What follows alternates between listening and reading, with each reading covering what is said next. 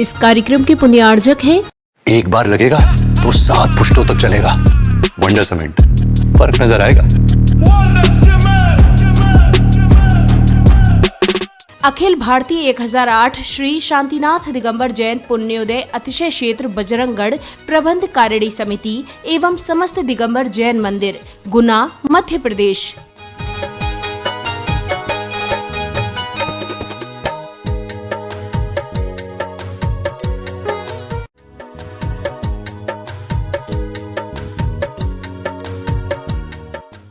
श्रोतागण एवं जिज्ञासु पूज श्री को नमोस्तु करें।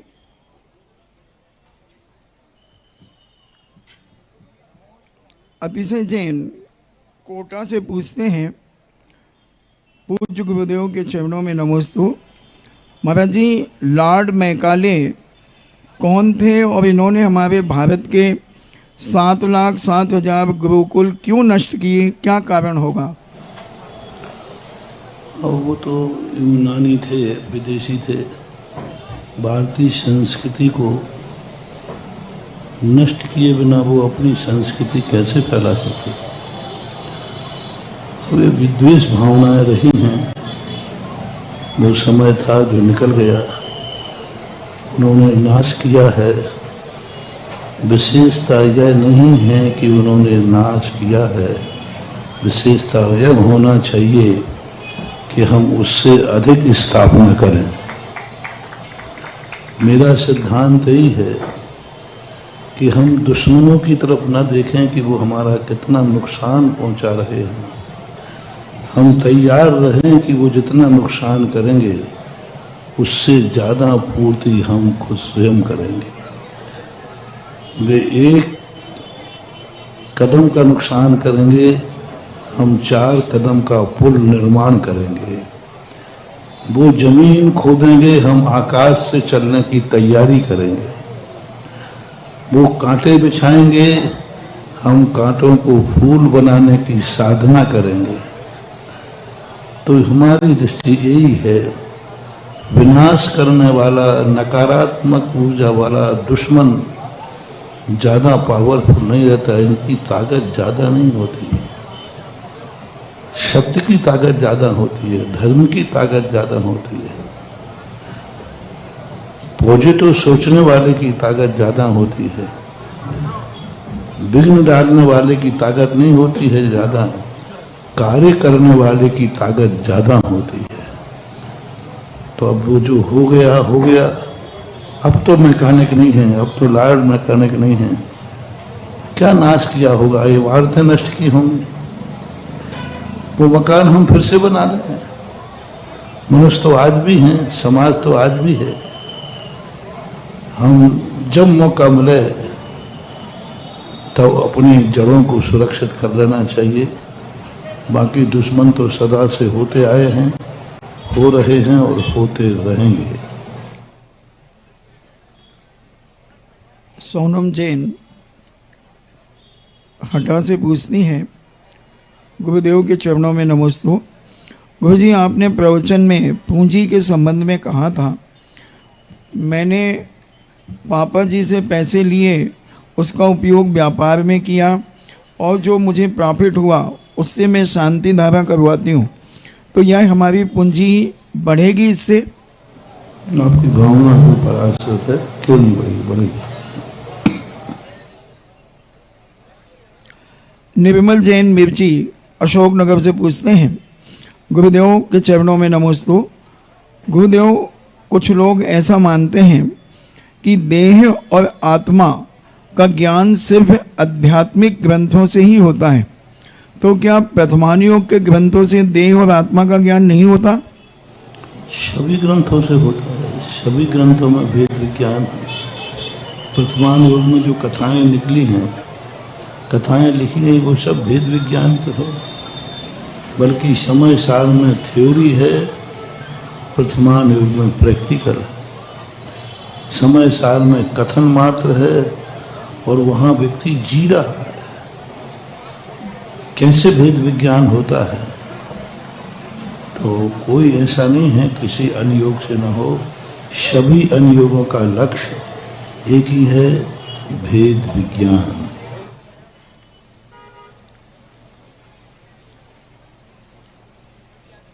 राजीव जैन अमरपाटन से पूछते हैं, मेरे आराध्य पूज्य गुरुवर के चरणों में कोटिशा नमन।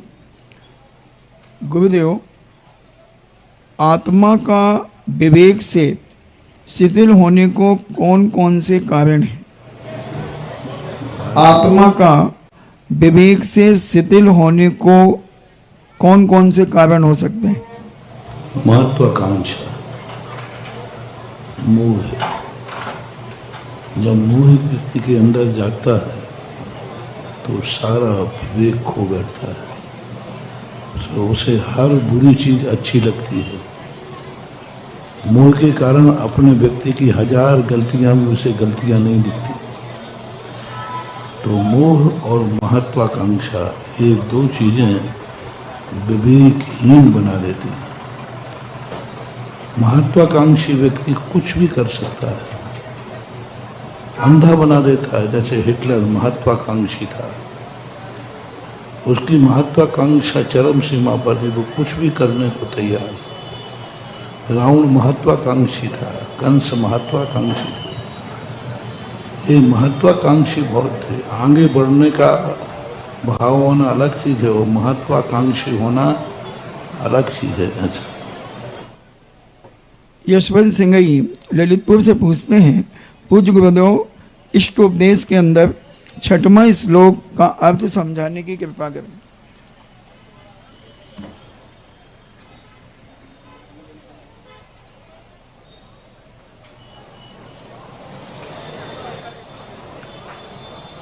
वासना मात्र में वही तत् सुखम दुख च देहिनः तथा हृदय जयन्ते थे भोगा रोगा एवा पदः। वासना मात्र एव एतत् सुखम। वासना जो मात्र एवं सुख है, दुखम च देहिना, यह जो सुख है माँ दुखम च देहिना, लेकिन शरीर के लिए दुख देने वाली है। तथा तद्भि जयन्ते ते भोगा रोगा योपदी। इसलिए जो ज्ञानी लोग हैं वह भोग को रोग के समान मानते हैं। भोगा रोगा एव आपदी, भोग और रोग के समान विपदा देने वाले हैं।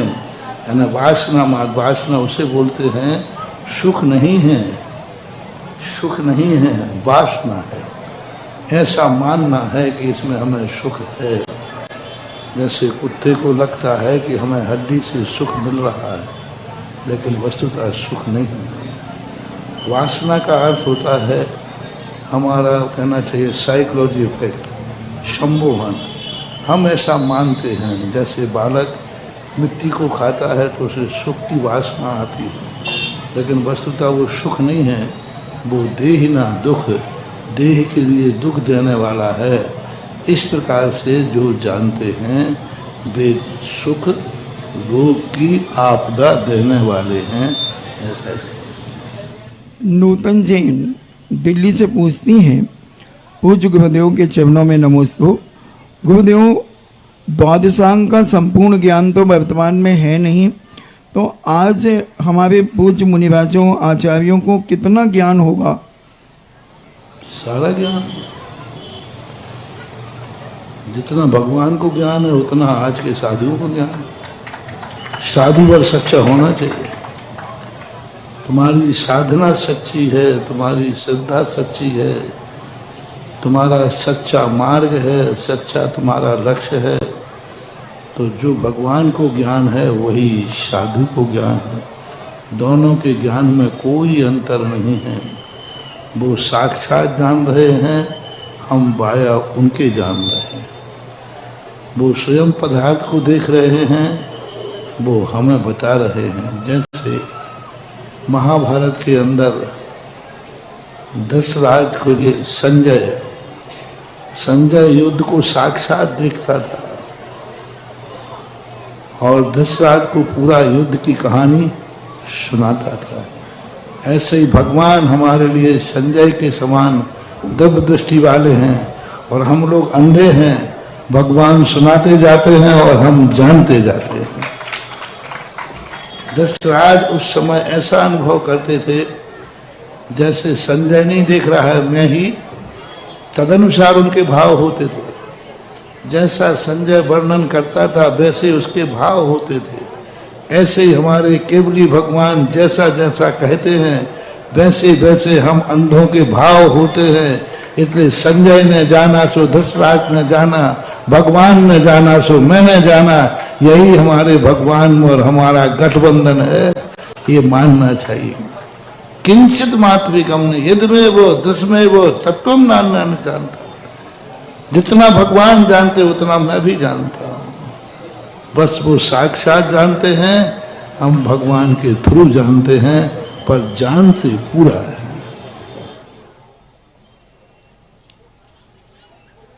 चेतना के शिखर पुरुष निर्यापक श्रमण जगत पूज ऋषिराज, जिनके चरण वंदन मात्र से ही हर जिज्ञासा का समाधान सहज में हो जाता है।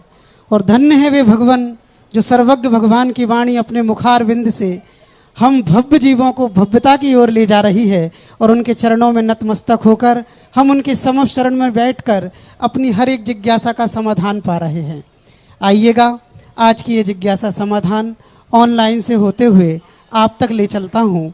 और पहले स्वागत जिनवाणी सुधा कलश JHS पुण्योदय आदिनाथ चैनल के तमाम दर्शक और श्रोताओं का। और एक सूचना आपको दे दूं, मुझे जहाँ जहाँ तक सुन रहे हैं, यदि आपके मन में भी कोई जिज्ञासा आ रही है तो पुण्योदय अथवा आदिनाथ चैनल आदि की वेबसाइट पर नंबर उपलब्ध है। आप व्हाट्सएप के माध्यम से या वेबसाइट पर अपनी जिज्ञासा रजिस्टर्ड करके भी जिज्ञासा कर सकते हैं। और आइए चलते हैं आज की जिज्ञासा समाधान। पहली जिज्ञासा के लिए सेजल जैन अपनी जिज्ञासा रखेंगी और उसके बाद तैयार रहेंगे जामनेर जैन समाज। हाँ, माइक चालू कर दीजिए। सुधा कलश चैनल पर भी आप अपनी जिज्ञासा को ऑनलाइन रजिस्टर्ड कर सकते हैं। आइए पहली जिज्ञासा सेजल, उसके बाद तैयार रहेंगे जामनेर जैन समाज। पूज्य गुरुदेव के चरणों में कोटिशा नमन। मंचासीन सभी ऐलक महाराज एवं वर्णी जी के चरणों में एक शामी। महर्षि, मेरी जिज्ञासा है कि जब श्रावक लोग मुनिराज का चौका लगाते हैं तो जो आहार बनाते हैं और पड़घान करते हैं, फिर जब आहार देते हैं तो उस समय उनकी भावनाएं कैसी होनी चाहिए महर्षि? और महर्षि, जिस भावना से वह आहार बनाते हैं और देते हैं तो उसका प्रभाव मुनिराज की चर्या पर भी होता है क्या? नमोस्तु महाराज। अभी मैंने मुंगावली में कहा था, चौका लगाने के 80 नंबर हैं और आहार देने के 20 नंबर हैं। आहार देने के मात्र 20 नंबर है, क्योंकि आहार देना कोई कठिन नहीं है। बाहर वाला आया, कपड़े बदले, मन शुद्धि, वचन शुद्धि, काय शुद्धि, आहार दे, 20 नंबर मिलेंगे भाई। और जिसके आहार चौका लगा रहा है और आहार नहीं दे पा रहा है, बिना आहार दिए 80 नंबर। आहार अकेले देने के 20 नंबर हैं 100 में से। बोलो 20 नंबर वाला पास होता है कि फेल? हाँ, सुन लो, देने वाला नंबर 20 जरूर है लेकिन फेल हो। और चौका लगाने वाला भली आहार नहीं दे पाया लेकिन 80 नंबर है डिक्टेंशन। सारा पुण्य तो आहार बनाने में है, सारे पुण्य की स्थितियां। ये मेरा सिद्धांत नहीं, ये गणित का सिद्धांत है। गणित में लिखा रहता है 20 नंबर का क्वेश्चन होता है, 15 नंबर विधि पे होते हैं और 5 नंबर आंसर पे होते हैं। पूरा क्वेश्चन है ना, तो 15 नंबर पूरी विधि पे हैं और 5 नंबर, यदि विधि सही है आंसर गलत है तो 15 नंबर मिलेंगे, और विधि गलत है और आंसर सही है तो मात्र 5 नंबर मिलेंगे। वही सिद्धांत यहाँ है।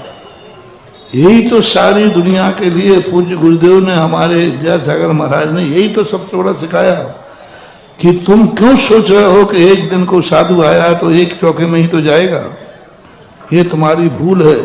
साधु एक दिन में आया है तो पूरा नगर 80 नंबर प्राप्त कर सकता है चौके में। एक ही आहार हुआ लेकिन चौके उसने जितने चौके लगे हैं 80 नंबर हर दिन के आपको मिल रहे हैं।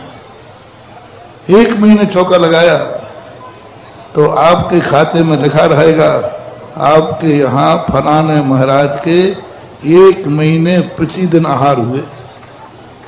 तो वो कहते 1 महीने तक प्रतिदिन आहार, कौन महाराज के? और उसमें लिखा रहेगा सुधा सागर महाराज के। तो तुम कहोगे गलत लिखा, 1 महीने में 30 दिन आहार। अरे साल भर में एक बार मिल जाए, नंबर आ जाए तो बहुत है। बोले यहाँ तो लिखा है। पता चला कि आहार तो 1 भी दिन नहीं हुआ था, लेकिन 80 नंबर का जो कोटा है वो पूरा 30 दिन का है। जो भी चौके लगाते, कभी ये मान के आहार चौका नहीं लगा के अपने हाथ तो होने ही नहीं है, वो बहुत बड़ी गलती कर रहे हैं। 20 नंबर के खातिर 80 नंबर खो रहे हैं। अपना तो नंबर ही नहीं आना है, अपने हाथों चौका हार हो गई नहीं, अपन ने तो पंचणा की बोली ली ही नहीं, अपन तो गरीब आदमी है, अपने हाथ तो होंगे ही नहीं, ये और मरेंगे। नहीं होने दो, तुम एक ठान लो कि नहीं आहार होवे या नहीं होवे, आहार का चौका लगाएंगे। बिना आहार हुए 80 नंबर बता रहा हूं, क्योंकि 80 नंबर इसलिए दोनों का टाइम देखो। आहार देने वाले ने कितनी देर सदुपयोग किया, नहाया, कपड़े बदले और बंशुद्धि 5 मिनट 10 मिनट मान लो। और भोजन बनाने वाले का सदुपयोग कितनी देर रहा? अरे रात में सोता है, उसके पहले तैयारी करके। हाँ यदि रात में, यदि जो सुबह चौका लगाना है और आप लोग जो रात में तैयारी करके सोते हो, यदि रात में तुम्हारे आयु बंद हो जाए तो नियम से स्वर्ग की ही आयु बंद होगी, क्योंकि चौके की तैयारी करके सोई है। चौके की तैयारी करके सोई, तब भी चौका लग चुका। मान लो तुमने तैयारी की रात में, करते होगे कि नहीं करते? तो चौका नहीं भी लगा पाए तो भी आपको चौके के 50 नंबर आपको मिल गए, क्योंकि आपने संकल्प कहा था।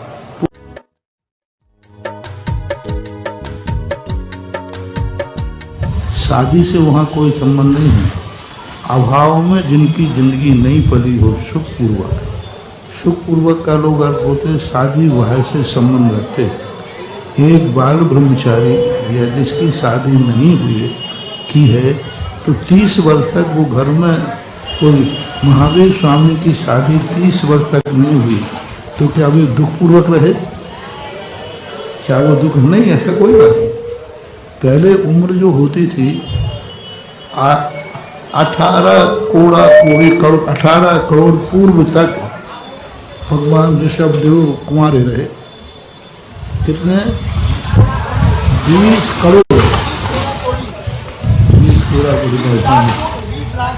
20 लाख पूर्व तक आदिनाथ कुंवारे रहे। अब 20 लाख पूर्व कितने होते हैं? 1 लाख पूर्व, एक पूर्व कितने का होता है? 84 लाख में 84 लाख का गुणा करें, जितना आवे ऐसा एक पूर्व है, ऐसे कितने 20 पूर्व, तो कितने करोड़ वर्ष, करोड़ों वर्ष हो गए। यानी करोड़ों वर्षों तक ऋषभदेव कुमारे रहे। तो कुमारे नहीं रहे, उस समय की उम्र ही ऐसी थी। जैसे आज 60 साल की उम्र वाला व्यक्ति 20-25 साल तक उसका कुमारावस्था मानी जाती, वहाँ लाखों वर्षों में थी। तो डिवाइडेशन तो वही, बालक अवस्था 3 भाग जो आज हैं 3 भाग पहले थे, बस वर्ष कम होते जाते हैं। तो 30 वर्ष का अर्थ गृहस्थी में सुखपूर्वक रहा हो, यानी किसी भी प्रकार का उसने क्लेश न किया हो, दरिद्रता नहीं रही हो, बीमार नहीं रहा हो, अनेक प्रकार के संकटों में जीवन व्यतीत न किया हो, ऐसा सुखपूर्वक 30 वर्ष व्यतीत करेगा, उसी को परिहार विशुद्धि संयम होगा। कोई मुनि महाराज मान लो 30 वर्ष के पहले दीक्षित हो जाएं तो उनको परिहार विशुद्धि संयम नहीं होगा। कोई महाराज छोटी उम्र में हो जाएं और बाद में परिहार विशुद्धि संयम करना चाहें तो नहीं कर सकते। ये नियोग है। उसका मूल कारण है कि गृहस्थ अवस्था में 30 वर्ष तक उसने सारे संसार को अच्छी तरह से समझ लिया। फिर प्रत्याख्यान नाम का जो है वर्ष पृथकत्व प्रमाण, वर्ष प्रतिशत का अर्थ होता है 8 वर्ष से 3 वर्ष से लेकर 8 वर्ष के बीच में, वो भी समूषण में जाकर के अध्ययन करेगा, भगवान की वाणी सुनेगा, उसको ही होगा, ऐसा इसका नियोग है, ऐसा माना। आइए जिज्ञासा के लिए अनुरोध है श्रीमती सुरुचि जी, और इसके बाद तैयार रहेंगी सीमा रविंद्र जी जैन। हम सभी के आराध्य गुरुवर के चरणों में कोटिशा नमोस्तु नमोस्तु नमोस्तु। महाराजश्री, मेरी जिज्ञासा है कि जब भी पंचकल्याणक महोत्सव होता है तो पंचकल्याण की क्रियाओं के पश्चात गजरथ फेरी निकाली जाती है। यह फेरी 5 या 7 होती है, तो इसका क्या महत्व है? ये क्यों निकाली जाती है? ये किसी और रूप में भी निकाली जा सकती है, पर ये गजरथ फेरी ही निकाली जाती है। मेरी जिज्ञासा का रूप में इसको प्रभावना बोलते हैं। कई प्रांतों में नहीं निकाली जाती, रथ यात्रा निकाल देते, विमान जी निकाल देते। बुंदेलखंड में भी बिना गजरथ के भी पंचकल्याणक होते हैं, लेकिन गजरथ नहीं होते, करते भी।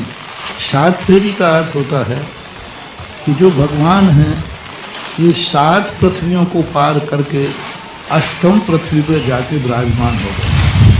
यानी 7 पृथ्वियों में जब तक थे ये संसार का चक्कर लगाते रहे, अब भगवान 8वीं पृथ्वी में जाके विराजमान हो गए हैं, इस अपेक्षा से है। बाकी और कोई विशेष नहीं है। 3, 5, 7 इनका एक विशेष महत्व होता है, इसलिए 7 को रख दिया गया।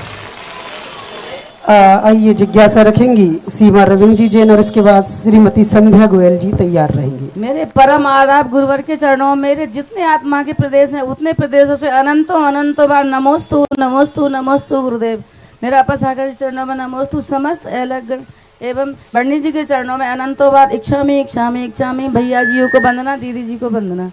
महाराज जी, मेरा शंकर के बादन से 24 तीर्थंकर भगवान से है।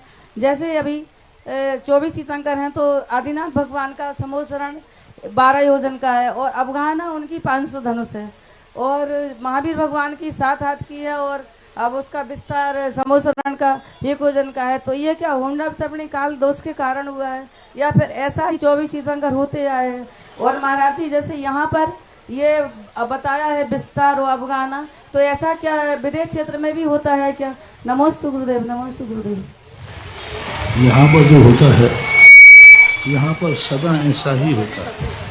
जैसे अब उत्सर्पण काल आएगा तो पहले तीर्थंकर का समूषण 1 योजन का होगा, और आखिरी तीर्थंकर का काल का जो समूषण है वो 12 योजन का होगा। उल्टा अवसर्पण में घटता हुआ रहेगा, उत्सर्पण में बढ़ता हुआ रहेगा। अवगाहना के हिसाब से समूषण की रचना होती है।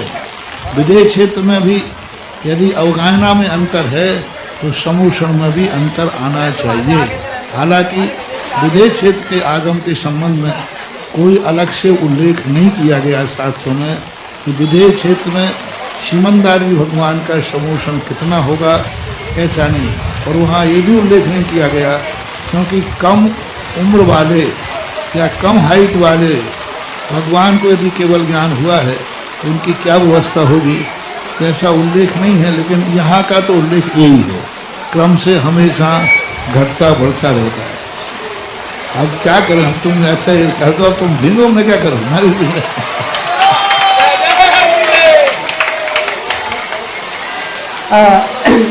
जिज्ञासा रखें। अभी हम गौशाला में थे और नसिया में थे, स्वर्गों में थे, तुम कहाँ में शहर में लागू पटक दिया। मुझे 5-6 घंटे निकालना मुश्किल हो गया, दिन भर में बहुत परेशान हो गया। हम लोगों को तो क्षेत्रों पे अच्छा लगता है, शहरों में तो बहुत परेशानी है। जिज्ञासा रखेंगी श्री संध्या गोयल, और इसके बाद राजीव जी जैन तैयार रहेंगे। कैमरा खराब मत करना।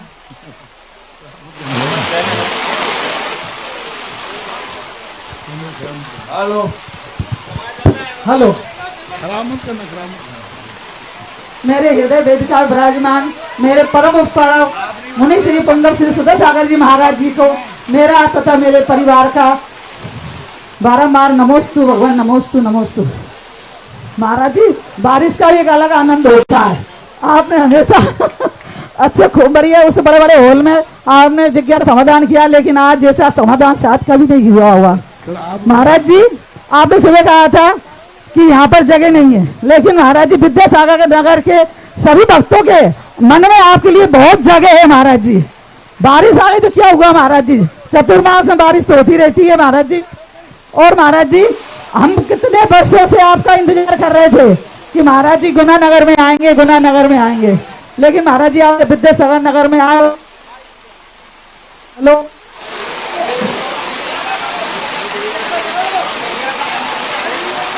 लो सब खत्म हो गया सब मामला। आइए जिज्ञासा जब तक समझ आए, मेरा अनुरोध है लोकवेद पीठ कमेटी के अध्यक्ष श्री निर्मल जी मोटिया, नियम जी महामंत्री जिनवाड़ी और कोषाध्यक्ष श्री राजीव तीर्थ, कृपया गुरुदेव रूपेश जी चांदीवाल कृपया नमोस्तु निवेदित करें। ज्ञान और आस्था के बारे में मुझे समझाइए महाराज जी, ज्ञान क्या है और आस्था क्या है?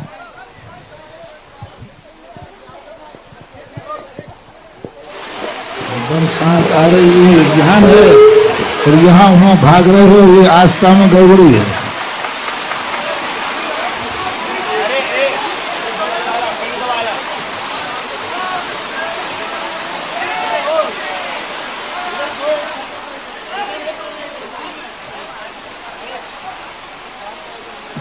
हेलो हेलो हेलो, पूज्य गुरुदेव के श्री चरणों में बारंबार नमोस्तु। गुरुदेव, आज पहली बार पिछले कई मतलब जीवन में पहली बार ऐसा जिज्ञासा समाधान देखने को मिल रहा है कि बरसात में यह जिज्ञासा हो रही है। और गुरुदेव आज ऐसा लगता है लोकोदय कमेटी का जो आपने नक्शे का प्रारूप दिमाग में सोचा है, क्या ये इंद्रों की ये खुशी का सौगात समझे? नमोस्तु।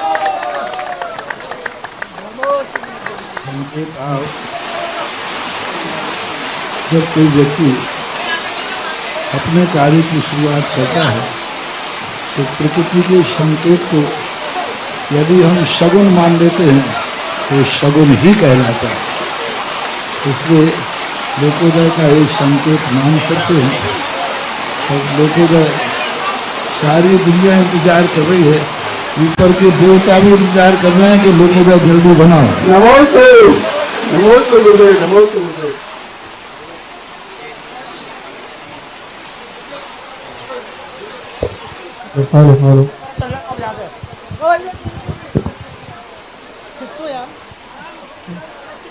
नमोस्तु महाराज जी, नमोस्तु। जिज्ञासा रख रहे हैं राजीव जी और इसके बाद डॉक्टर विकास जी जैन तैयार रहेंगे।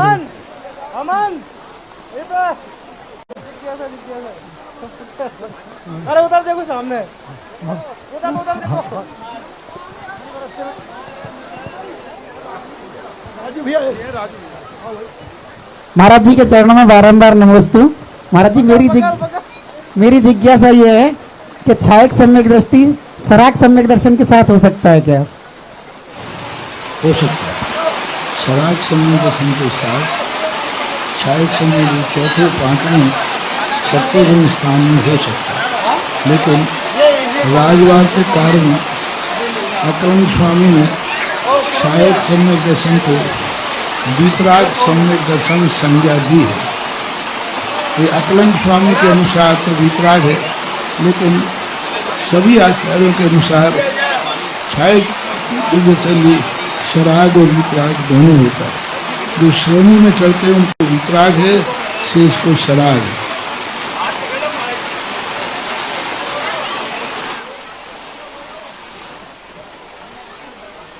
हेलो, जिज्ञासा रख रहे हैं डॉक्टर विकास जी और इसके बाद तैयार रहेंगे राजा जैन चांदखेड़ी। महाराज जी के चरणों में नमोस्तु। सभी अलग जी और सुलग जी के चरणों में इच्छा में। गुरुदेव, जैसा कि हमको सबको विदित है कि ईश्वर के बनाए हुए सभी 7 दिन हैं, इसी प्रकार सभी दिशाएं हैं। मेरी जिज्ञासा ये है कि हमको बार बार कई धर्मों के माध्यम से, हमारे मित्रों के माध्यम से एक बात कही जाती है कि इस दिन आप ये काम नहीं करो, शनिवार को ये काम नहीं करो, मंगलवार को काम ये नहीं करो। तो क्या ये दिनों का कुछ महत्व है? साथ ही गुरुदेव, दिशाओं का भी इसी प्रकार कहा जाता है कि इस दिशा में आपका घर का द्वार नहीं होना चाहिए। तो ये सभी क्या, जब ईश्वर की बनाई हुई शक्तियां हैं, हमारी दिए हुए सब कुछ है, तो फिर इस प्रकार की ये अलग अलग अवधारणा क्यों है? पहली बात तो है ईश्वर ने कुछ बनाया ही नहीं, ईश्वर को अपन कहते हैं। जैसे आप लोग कोई भी मकान बनाते हैं और गुरु महाराज जाते तो आप कहते महाराज ये मकान आपका ही है, ऐसा बोलते हैं ना अपने बाहर। ऐसा ही अपन लोग कहते हैं ये सारी सृष्टि भगवान ने बनाई है, ये अपनी श्रद्धा और भक्ति है। लेकिन सत्य में क्या हुआ, मकान महाराज ने बनाया है? नहीं बनाया।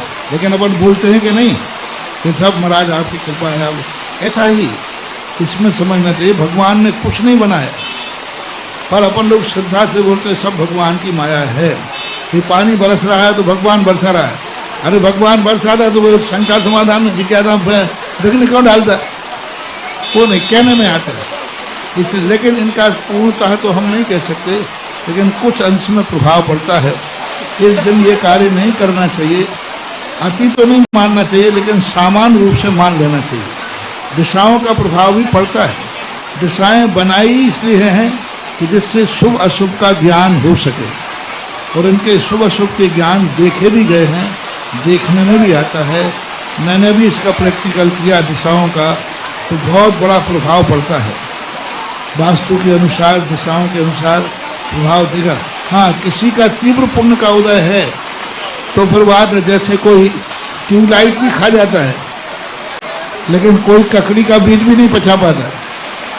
तो किसी का पुण्य का उदय हो तो फिर वो कोई काम नहीं करते, लेकिन पुण्य की कमी हो तो बराबर ये दिशाएं वगैरह काम करती हैं, प्रभाव दिखाती हैं। अनुकंपा है कि चाहे ग्रेस दे के हो, पर वो हम सबको पास जरूर कर ही देते हैं। आइए इस अनुकंपा को आगे बढ़ाते हैं। और अब जिन्हें मैं जिज्ञासा के लिए आमंत्रित करता हूँ, जब भी गुरुदेव का शिविर लगता है हम उनका मुस्कुराता चेहरा देखते हैं, और चेहरा देख के लगता नहीं कि उनके मन में कोई जिज्ञासा या शंका बची होगी, क्योंकि गुरुदेव का चरण सानिध्य उन पर कृपा सदैव बनी हुई है। दिनेश जी गंगवाल जयपुर से हमारे बीच में हैं, तालियों द्वारा स्वागत कीजिएगा। और वो जिज्ञासा रखेंगे और इसके बाद तैयार रहेंगी श्रीमती पूनम जी जैन, सचिन जी जैन। महाराज श्री जी के चरणों में मेरे पूरे परिवार का, भारत में फैले हुए सारे शिवरार्थियों का और पाठशाला के बच्चों का कोटि कोटि नमन, और सभी अलग जी महाराज जी को इच्छा में।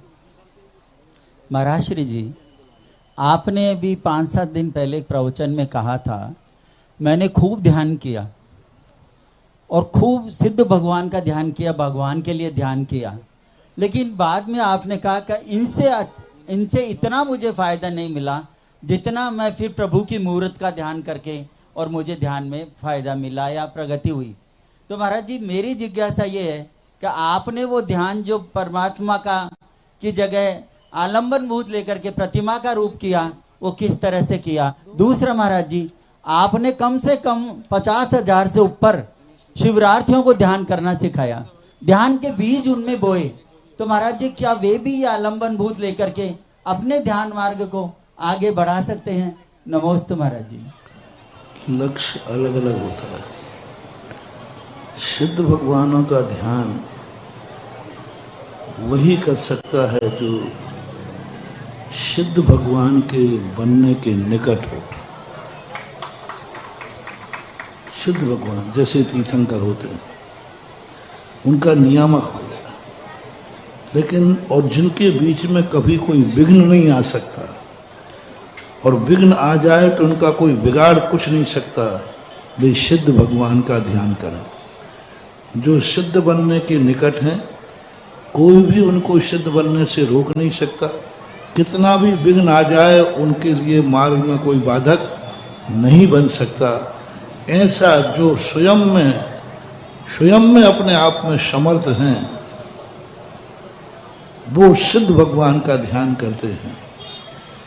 चूँकि आप सब, हम भी साथ में हैं, आलम्बन भूत हैं, अभी हमारे में समर्थ नहीं है, हम सिद्ध बनने के निकट नहीं हैं, हम समर्थ नहीं हैं। हमारे बीच में कोई भी विघ्न डाले तो हमारा मार्ग रुक सकता है, वो कर्म भी हो सकता है, वो और कोई भी चीज़ हो सकती है। तो ऐसे व्यक्तियों के लिए उसका ध्यान करना चाहिए जो दूसरों के सहयोग देने के लिए संकल्पबद्ध है। अरहंतों का ध्यान सबसे ज़्यादा क्यों जरूरी है? क्योंकि अरहंत हर व्यक्ति के लिए सहयोग देते हैं। वो सहयोग है, उनके पुण्य करने से हमें सहयोग मिलता है। उनकी भक्ति, उनका ध्यान करने से हमारा विल पावर बढ़ता है। उनका ध्यान करने से हमारे संकट दूर होते हैं। उनके ध्यान करने से हमारे लिए ऐसा लगता है जैसे साक्षात भगवान हमारे पास है। जितना जितना अपने ज्ञान का साक्षात विषय बनेगा वो उतना ही सहयोगी होगा।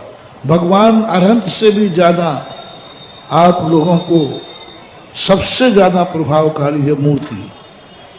भगवान उतना तुम्हारे लिए कालिका नहीं। तुम भगवान का लाख रुपया ध्यान कर लो तो तुम करके दिखा दो भगवान का, मन ही नहीं लगेगा। और जिस मंदिर में तुम प्रतिदिन जाते हो उस मूर्ति का ध्यान करने के कहूँ तो अभी हाथ लग जाएगा। तो जितना जितना आपसे परिचय जिस वस्तु का होता है उस वस्तु का ध्यान करने से वो तुम्हारे काम आती है। अभी मैंने प्रवचन में कहा था तुम्हारे भगवान तुम्हारे काम आएंगे। वो तो सही के भगवान में तुम्हारा क्या है? सही के आदिनाथ भगवान बने उसमें तुम्हारा क्या सहयोग है? तो फिर वो काहे को तुम्हारे काम आएंगे? मंदिर के भगवान तुम्हारा सहयोग है। तुमने बुलाया है, जिसको तुम बुलाओगे वो जरूर तुम्हारे काम आएगा।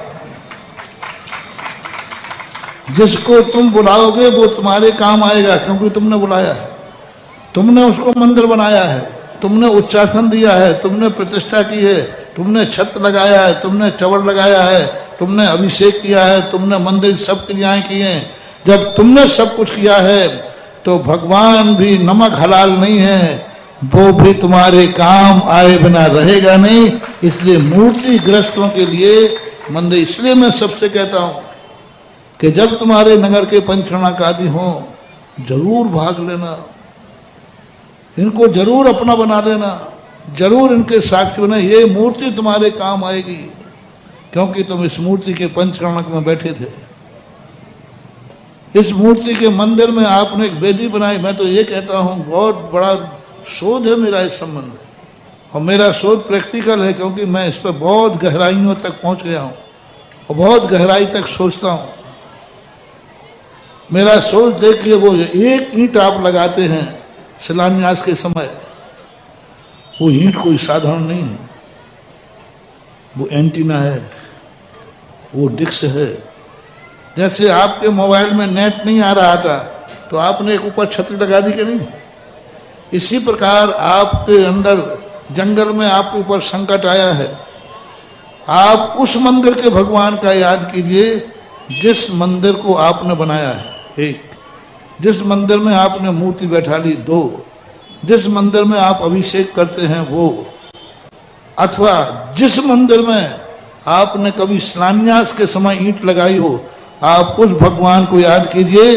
उस भगवान की एनर्जी ईंट में जाएगी और ईंट आपको जंगल में भी एनर्जी भेज देगी। भगवान का आशीर्वाद, वो ईंट डिक्स है। मैं बार बार तुम लोगों से मात्र पैसे इकट्ठा करना मेरा पर्पस नहीं रहता है। मेरा कहना है मंदिर में एक ईंट लगा दो, ये डिक्स का काम करेगी।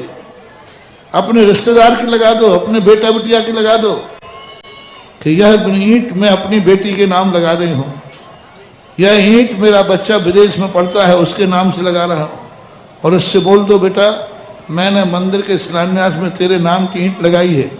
कभी कोई विपदा आ जाए तो इन भगवान की फोटो को याद कर लेना, आप देखना वो ईंट वहाँ तक एनर्जी बैठ जाएगी। आप मंदिर में आपकी क्या भागीदारी है जो तुम संकट में उसको याद कर रहे हो। जिस भगवान के साथ तुम्हारा थोड़ा भी संबंध है, थोड़े से तुम्हें आत्मीयता है, उसमें थोड़ी भी तुमने भागीदारी की है, आप उसका याद कीजिए। जैसे मैंने कहा, आप यहाँ नसिया में भगवान भजनगढ़ में शांतिनाथ पंचकर्णक हो रहे हैं। आप जब भी पंचकर्णक में आपको बत्ती आए, आप इतने याद दिलाना भगवान बहुत संकट में हूँ, मैं वही हूँ जो आपके पंचकर्णक में मैंने इंद्र बना था। बस इतना था कह देना, बस इतने सी स्मृति दिला देना। भगवान मैं वही हूँ जो हफ्ते में एक दिन आपके दर्शन मंगलवार बुधवार को मैं आपका अभिषेक करना चाहता हूँ। बस मैं बहुत संकट में हूँ। कौन हो तुम? वही भगवान, हर हफ्ते आपके अभिषेक करना चाहता हूँ, बस इतना सूचना दे दीजिए। मैं वही हूँ जिसने भगवान ने मंदिर में एक वेदी बनवाई थी। भगवान मैं वही हूँ जिसने छत्र लगाया था। मैं वही हूँ जब भगवान मैंने अर्घ्य चढ़ाया था। तीर्थ क्षेत्र पे गए हो तो वो तारीख याद रखना, भगवान मैं वही हूँ। तो फलानी तारीख में मैं तीर्थ क्षेत्र पर अध्ययन मतलब दर्शन कर रहा था। ये तरीके हैं स्मृति के, और इसका तुम ध्यान करो, तुम्हारे लिए बहुत बहुत लाभ मिलेगा, बहुत सहयोग मिलेगा। इसको आप करके देखो। मैं तो 24 घंटे यही सब करता रहता हूँ और इन्हीं की शक्तियों से तुम्हें आशीर्वाद देता रहता हूँ। मेरे ये पावर हाउस हैं सब। जिस मंदिर के प्रति मैंने कुछ किया है, थोड़ा भी दर्शन है, तो वहीं के देखो भगवान वही सुधा सागर है। अच्छा वो है क्या? हाँ ठीक है, भेज रहा हूँ आशीर्वाद। मैंने कहा हाँ भेजो जल्दी। आप लोग भी आत्मीयता बनाओ। एक संप्रेषण होता है आत्मीयता से। तुम्हारा भगवान के साथ क्या आत्मीयता है बताओ? जो बार बार मैं कहता हूँ, कहो पंच कल्याण किनका हो रहा है? तुम्हारा। बस हमारे भगवान को शब्दों में नहीं, अंदर से आ जाए। अंदर से आ जाए मेरे भगवान। तो इसका सबूत क्या है कि तुमने सही बोला है? तुमने ये बोला है कि मैंने रटा दिया तोता जैसे, इसलिए बोल रहे हो। क्या सबूत है कि तुम्हारे भगवान का पंचकर्णक है? यह सबूत है कि जैसे तुम्हारे घर की शादी थी तो तुमने घर को कैसा सजाया था? क्या भगवान के पंचकर्णक में घर सजाए? तुम्हारे घर की शादी थी तो 500 कार्ड बांटे थे। क्या भगवान की, तुम्हारे भगवान का है तो कार्ड कहाँ बटे? ऐसे कह दिया, ऊपर महाराज को बुद्धू बना दो। आजकल मैं बुद्धू बनने वाला नहीं हूँ, चिंता मत करना। पहले बन जाता था। अरे मन गए बनिया तो हमें हम बना दे। हमारे भगवान हाथ बाप के भगवान है। बताओ बताओ किसने कार्ड छापे? जब अपने घर के में करो महोत्सव होता है तो उसके कार्ड छपते के नहीं? जब तुम्हारे भगवान के हैं तो कार्ड क्यों नहीं छपते? जब घर में मतलब कार्यक्रम होता है तो आज सब लोग अपने घर को डेकोरेट करते हो, तो तुम्हारे भगवान का था तो घर डेकोरेट कहाँ हुआ? जब तुम्हारे यहाँ घर में कार्यक्रम होता है तो सब जगह कह देते हो भाई इतने दिन तक मैं कहीं बाहर नहीं जाऊंगा क्योंकि मेरे घर में। क्या आप लोगों ने सूचना दी है कि भाई मैं 6 दिन तक गुनाह छोड़ के नहीं जाऊंगा क्योंकि मेरे भगवान का कार्यक्रम है, मेरे भगवान का? क्या ये संकल्प है? घर में शादी ब्याह होती तो सबसे क्या बोलते, भाई 3 दिन तो नहीं आ पाऊंगा मैं। क्यों नहीं आ पाओगे? तो क्या आज गुनाह के हर परिवार ने कहा है कि साहब मैं 5 दिन कुछ भी मैं कहीं नहीं जा पाऊंगा क्योंकि मेरे भगवान का पंचकर्णक है, मैं 5 दिन कहीं नहीं जाऊंगा। घर में कार्यक्रम होते हैं तो आप बाजार बंद कर देते हो, नौकरी से छुट्टी ले लेते हो। बाजार में मार्केट से कहते भैया 2-3 दिन दुकान नहीं खुलेगी। होता है कि नहीं? तो क्या ये तुम्हारा संकल्प है कि 5 दिन मेरे भगवान का पंचकर्णक है, मेरा व्यापार नहीं, मेरी दुकान नहीं खुलेगी? 5 दिन तक मैं जो नौकरी पे छुट्टी जाएंगे, छुट्टी नहीं मिलेगी तो घर में शादी ब्याह होता है, 2 नंबर का मेडिकल लगा के लेते हो। मेरे भगवान का पंचकर्णक है, 2 नंबर का भी मेडिकल लगाना पड़े तो लगाएंगे, मेरे भगवान का है। इतने सब हो तब कहो कि मेरे भगवान का है। उठाई जीव तलुआ से मार दे, हमारे भगवान के है। उसका प्रैक्टिकल करके दिखाओ। अंदर की चेतना आत्मा की पर्याय बनना चाहिए, मेरे भगवान का है। तो घर घर में तैयारी, बच्चे बच्चे में तैयारी। जब घर में कार्यक्रम होता है तो शॉपिंग चालू हो जाती है, सबके कपड़े अलग। क्या अभी तैयारी है? हमारे भगवान के पंचकर्णक हैं। कौन कौन शॉपिंग करने बंबई जा रहा है? क्यों, क्या बात हुई? जब शादी के कपड़े गुनाह में नाम रख करके कहाँ जाते हो? कोई कहीं जा रहा, ग्वालियर शूटिंग, इंदौर कहीं जाते हो। क्या मेरे भगवान का है? हम 5 दिन तक भी अपना ड्रेस अलग पहनेंगे, अलग रूप। जैसे शादी में अलग, पूरे परिवार की एक सी ड्रेस बनती है सब। हाँ सब करते। इसी प्रकार से क्या भगवान का पंचनाम तुम्हारा है तो क्या कोई परिवर्तन आएगा? अंदर से यदि आत्मीयता होगी तो जो मैंने बोला ये सब कुछ होगा, और ऊपर से होगी तो हाउ कह जाओ वाह ठीक है, ये है। धन्य है दयालु गुरुदेव जो अपनी शक्ति का राज भी आपको बता देते हैं। और आइए अगली जिज्ञासा सुने। उसके पूर्व हमारे बीच में एक व्रती श्रावक श्री बालचंद जी, राजकुमार जी, वीरेंद्र कुमार जी, अर्पित, जलज, अमन, सरिता जी, सबिता जी, अंशिता जी, प्रियल जैन, करौत परिवार, गुरुदेव इन्होंने नंदीश्वर दीप की भावना भाई थी, आज न्यौछावर राशि कमेटी को समर्पित करने आ रहे हैं। और एक और इनके पुण्य की अनुमोदना कीजिएगा कि पंच कल्याणक के 6 दिन जो त्यागी व्रतियों का शोध का भोजन बनेगा उसके पुण्यार्जक परिवार भी हैं। इन्हें गुरुदेव ने भी भरपूर आशीर्वाद दिया था। परिवार आए और कमेटी से अनुरोध कि उनका स्वागत करें और बहुमान करें। और इस बीच में जिज्ञासा रख रही हैं श्रीमती पूनम जी और सचिन जी जैन सीए। नमोस्तु महाराज जी, इच्छामी छुल्लक जी और एलक जी। महाराज जी, ये हम अच्छे से जानते हैं कि जीव जैसे ही मरण को प्राप्त होता है तो नवीन शरीर को धारण कर लेता है, पर फिर महाराज जी ऐसा क्या है कि हम उनकी हर पुण्यतिथि पे उनको विनम्र श्रद्धांजलि, ओम शांति या कोई शिविर का आयोजन, विधान का आयोजन करते हैं? क्या महाराज जी ये उचित है? वह उचित है क्योंकि अपन वो कहाँ गया है उसकी आराधना नहीं कर रहे हैं। जिस रूप में हमारे पास था हम उनके गुणों को स्मरण कर रहे हैं। क्योंकि उस जिस पर्याय में फोटो भी लगाओगे तो वो जहाँ गया है उसकी फ़ोटो लगाओगे कि जो पहले था उसकी फ़ोटो लगाओगे? जो पहले था तो उनके गुणों का स्मरण करके, उपकारी का स्मरण करके करते हैं तो कोई बाधा नहीं है, क्योंकि वो उपकारी रहा है तो उपकारी की स्मृति करने में कोई ऐसी बाधा नहीं है। आइएगा, मैं अनुरोध कर रहा हूँ सुजाता भाभी जी और रचना भाभी जी आप भी आ जाएं और महिलाओं का यह बहुमान करें। और अब हमारे बीच में जिन्हें जिज्ञासा के लिए आमंत्रित कर रहा हूँ, हमारे बीच में गुना की पहली महिला IAS ऑफिसर जो वर्तमान में एडिशनल डायरेक्टर NVDA हैं, श्रीमती सपना अनुराग जैन हैं, उन्हें आमंत्रित कर रहा हूँ वो जिज्ञासा करें। और इस बीच में हमारे बीच में मेरू की राशि से जिन्होंने पुण्यार्जन किया है वे अपनी न्यौछावर राशि लेकर आ रहे हैं। श्री सुरेश चंद जी, विवेक कुमार जी, मोक्ष जैन, समस्त कांसल मुरानिया परिवार वे आ रहे हैं। श्रीमती सुशीला जी आ जाएं और अपनी राशि यहाँ कमेटी को समर्पित करें। और जिज्ञासा रख रही है श्रीमती सपना अनुराग जैन, IAS ऑफिसर। नमोस्तु महाराज जी, नमोस्तु महाराज जी, नमोस्तु महाराज जी, इक्षामी सभी महाराज जी को। महाराज जी एक जिज्ञासा है, बच्चों को भी बार बार महाराज जी जैसे बोलते हैं कल ही चतुर्दशी का पर्व है, तो महाराज जी बच्चों को जब बोलते हैं कि अष्टमी चतुर्दशी आपको नियम का पालन करना है, एकासन करना है, उपवास करना है, तो बच्चे ये पूछते हैं महाराज जी घर में कि क्या विशेष कारण है अष्टमी चतुर्दशी को कि ये व्रत और उपवास ये सभी चीज़ें हम करते हैं?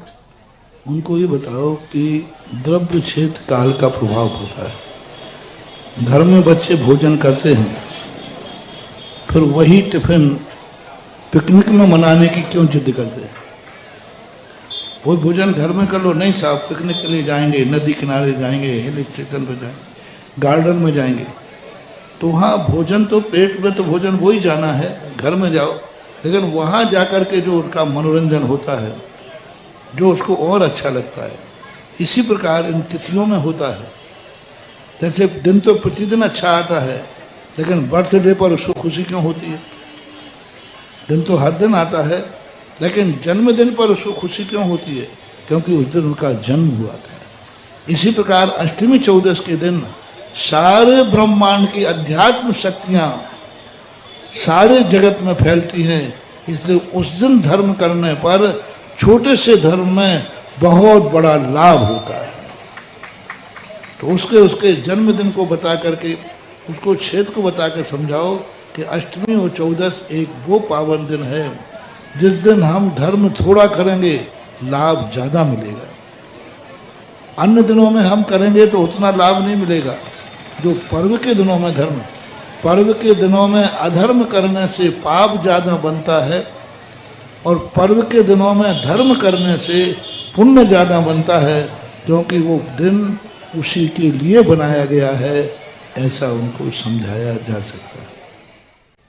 आइएगा हमारे बीच में उन्हीं की बहन श्रीमती सोनाली सुमत जैन, जो कि जॉइंट कमिश्नर जीएसटी डिपार्टमेंट से हैं।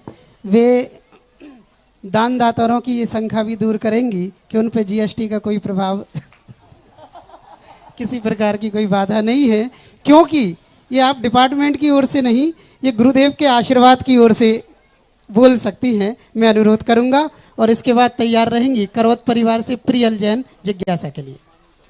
नमस्ते महाराज जी, नमस्ते महाराज जी। दान जो है इनकम टैक्स के दायरे में आता है, जीएसटी के दायरे में नहीं आता। क्लियर है? महाराज जी, मेरी शंका बस इतनी सी है कि एक सामान्य व्यक्ति के जीवन में सुख और संतुष्टि का मूल मंत्र क्या है?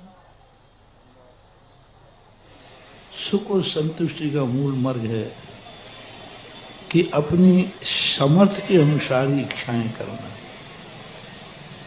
पड़ोसी की थाली देखकर भोजन करने वाला कभी व्यक्ति संतुष्ट नहीं रह सकता, और अपने पेट की भूख को देखकर भोजन करने वाला कभी असंतुष्ट नहीं रह सकता। तो हमें अपने आप को हर तरफ से देखना है। हमारी जितनी सोचने की क्षमता हम उतना ही सोचें, हमारा जितना चलने की क्षमता है हम उतना ही चलें।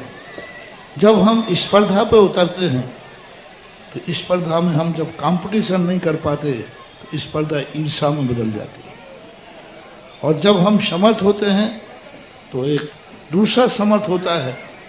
जब हम खुद समर्थ नहीं हो पाते हैं तो हमें दूसरे को समर्थ बनाने में एक अलग अनुभूति होती है। कई लोगों को भोजन करने में उतना आनंद नहीं आता जितना कराने में आता है। स्वयं नहीं बन पाया, जैसे तुम्हारा भाई तरुण कुछ भी नहीं बन पाया, भोंदू का भोंदू है अभी भी, लेकिन उसने अपनी सारी बहनों को कितनी ऊंचाइयां दे दी कि आज सामने खड़ी है। हाँ, उसने किया ऐसा, और वो जितना शायद अपनी ऊंचाइयों पर खुश नहीं है, उससे कई गुना अपनी बहनों की ऊंचाइयों में खुश है। क्योंकि जब वो मेरे सामने आप लोगों के संबंध में बोलता है तो ऐसे लगता है जैसे वो खुद ही बन गया हो ऑफिसर। तो ये भी एक सुख है। स्वयं प्राप्त न कर पाए, दूसरों को प्राप्त कराने की भी एक अनुभूति होती है, अनुभव आता है। हम कुछ नहीं कर पाए तो कोई बात नहीं, हम घर में किसी को तो ऊंचाई दे पाए, किसी को तो हम ऊंचाई पहुंचाने में सहयोग कर पाए। हमारे यहाँ कृत ही सब कुछ नहीं है, कारत भी है। कारत ही सब कुछ नहीं है, अनुमोदना भी है। हम कुछ नहीं कर पाए, ठीक है, लेकिन किसी ने किया है तो। हम मंदिर नहीं बना पाए, कोई बात नहीं, जिसने बनाया है उसको जय जयंत तो कर सकते हैं। हम सौधर्म नहीं बन पाए, कोई बात नहीं, जो बना है उसको घर बुलाकर गोदी तो भर सकते हैं। हम भगवान के माता पिता नहीं बन पाए, कोई बात नहीं, लेकिन अपने घर बुलाकर गोदी तो भर सकते हैं। वो माता पिता बनने से कम है क्या? वो भी एक सुख है कि मैं माता पिता नहीं बन पाया, लेकिन मैंने माता पिता को अपने घर बुलाकर गोदी भरी है। तो ये जो जैन दर्शन के सिद्धांत हैं, इन सिद्धांतों के माध्यम से व्यक्ति ना जाने कितने तरीकों से अपने आप को संतुष्ट कर सकता है। वो कला अपने में चाहिए कि मैं अपने आप से संतुष्ट हूँ, क्या मैं किस रूप में संतुष्ट हूँ। वो बहुत अलग अलग नेचर होते हैं, अलग अलग लोग होते हैं। एक माँ को स्वयं भूखे रहने में आनंद आता है, भूखे रहने का दुख नहीं होता जितना कि बेटे का पेट भरने में सुख होता है। एक माँ का है, और मैं प्रैक्टिकल देखता हूँ। आपको प्रतिदिन चौकों में, जिंदगी में तुम्हें कभी इतना आहार करने में आनंद नहीं आता जितना हमारी जिंदगी में एक गिलास रखने में आता है। मैं देखता हूँ चला, इतने धक्के खा रहा है, इतने लाइन में लगे, और समय कितना मिलना है, उतने में उसका चेहरा ऐसा खिल जाता है, बोलो बोलो। और अभी स्वयं भूखा है, बराबर स्वयं ने खाया नहीं, स्वयं ने कुछ नहीं किया, लेकिन आहार देने में उसको इतनी संतुष्टि है, वो कहता है कोई बात नहीं, हमने महाराज को आहार दे दिया, अब ये कितना बड़ा संतोष है। तो ऐसे संतोष के तरीके हम ना जाने कितने ढूंढ सकते हैं, जो हमें आनंद की अनुभूति करा सकता है। आइएगा, आनंद का मार्ग बताने वाले परम पूज्य गुरुदेव और समिति आइए सपना जी जैन और सोनाली जी असिस्टेंट जीएसटी कमिश्नर, उनका सम्मान करना चाहती है। मेरा महिला सदस्यों से अनुरोध, कृपया हाँ अर्चना जी और रचना जी और सुजाता जी, कृपया आप उनका वहीं बहुमान करें। और गुरुदेव, जैसा कि आपने कहा था, दान का फल तो जब है कि यहाँ बोलो और वहाँ दो, और भक्तों में होड़ लगी है कि जो दान राशि उन्होंने बोली है वे घोषित कर ही रहे हैं और साथ में कमेटी को समर्पित भी कर रहे हैं। मैं अनुरोध कर रहा हूं, जिन्होंने नंदीश्वर जिनाल में प्रतिमा विराजमान की भावना भाई है, श्री विवेक कुमार जी रोकड़िया परिवार, वो आज अपनी न्यौछावर राशि लेके आए हैं। शीघ्रता से आ जाएं, श्रीफल अर्पित करें, आशीर्वाद प्राप्त करें। और इसी क्रम में नंदीश्वर के 11 कलश की राशि जिन्होंने घोषित की है, प्रकाश चंद जी, प्रमोद कुमार जी, पंकज, राजीव, लकी, आर्यम, मोनिसा, लकी किराना बरसत परिवार, वे भी पधार रहे हैं और अपनी घोषित राशि यहाँ कमेटी को समर्पित कर रहे हैं। और आज जिन्होंने भावना भाई है 11 कलश के माध्यम से नंदीश्वर द्वीप में प्रतिमा जी विराजमान करने की, उन्हें श्रीफल भेंट करने के लिए आमंत्रित कर रहा हूँ। विनोद कुमार जी, रितेश जी, डुंगासरा वाले नंदीश्वर जिनालों की जिन्होंने भावना भाई है, कृपया आ जाएं, श्रीफल भेंट करें, कमेटी उनका बहुमान करे। और अनुरोध, प्रियल जैन अपनी जिज्ञासा रखेंगी। और अनुरोध करूंगा ब्रह्मचारी भैया तरुण जी जैन इंदौर से हमारे बीच में हैं, उनसे आग्रह कि इसके बाद भी अपनी जिज्ञासा रखें। महाराज गुरुवर के चरणों। इस कार्यक्रम के पुण्यार्जक थे घर की लंबी इनिंग चाहिए, वंडर सीमेंट लगाइए। वंडर सीमेंट, फर्क नजर आएगा। अखिल भारतीय 1008 श्री शांतिनाथ दिगंबर जैन पुण्योदय अतिशय क्षेत्र बजरंगगढ़ प्रबंध कारिणी समिति एवं समस्त दिगंबर जैन मंदिर, गुना, मध्य प्रदेश।